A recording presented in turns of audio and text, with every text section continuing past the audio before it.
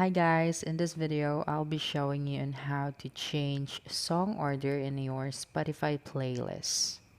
So the first thing that you need to do is just to open your Spotify application on your device. Okay, and then let us choose an artist. Okay, and then choose a song to add in your playlist. For example, this. Okay. Now, go to your playlist by tapping on your library icon at the bottom right corner of your screen. Then tap on that specific playlist. So, example, this one.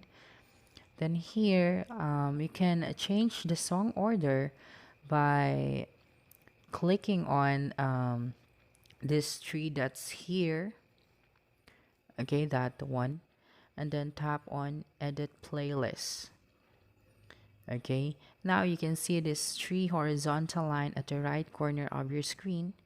All you have to do is to press that and hold, and then drag that specific song to change the order of the song.